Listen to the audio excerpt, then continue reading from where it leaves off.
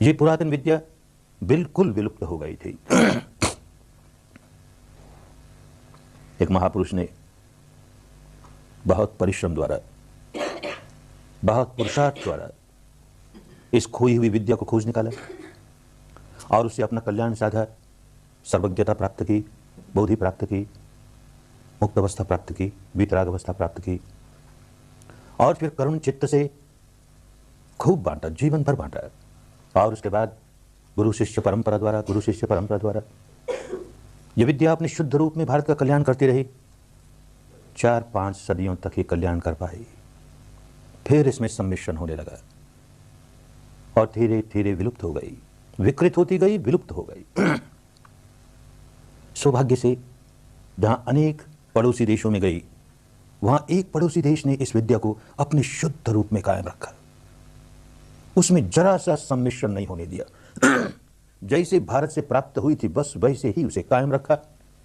गुरु शिष्य परंपरा से पीढ़ी दर पीढ़ी, भले बहुत थोड़े से लोग ही इसका अभ्यास करते रहे, उस देश के आम लोग इसे भुला चुके थे, थोड़े से लोग ही गुरु शिष्य परंपरा द्वारा इसे अभ्यास करते हुए अनुभवों के स्तर पर इसे जीवित रखा। तो आज हमें ये अपने मौलिक शुद्ध रूप में प्राप्त हुई है।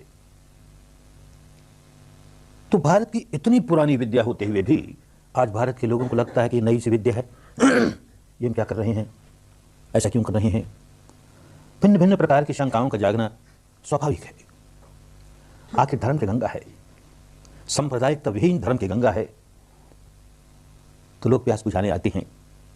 हर संप्रदाय का व्यक्ति आता है, हर मान्यता का व्यक्ति आता है, विभिन्न प्रकार की परंपराओं में उलझा हुआ व्यक्ति आता है, प्यास बुझाने के लिए आता है। आना भी चाहिए, सभी के लिए है, किसी एक संप्रदाय के लिए नहीं, किसी एक जाति विशेष के लिए नहीं, किसी एक वर्ण विशेष के लिए नहीं, किसी एक गोत्र विशेष के लिए नहीं। सबकी प्यास बुझाने वाली धर्म की गंगा आती तो हैं, लेकिन सबकी अपनी अपनी मान्यताओं के लिए जीवन भर जिस संप्रदाय में जन्मे, जिस परिवार में जन्मे, जिस संप्रदाय में पले, वहां की बातें सुनते सुनते सुनते जो बुद्धि पर लेप लगे वो सारे लेप लेकर आते हैं और यहां आते ही सारे लेप धुल जाएंगे, ऐसी आशा भी नहीं की जा सकती, ऐसा विश्वास भी नहीं किया जा सकता।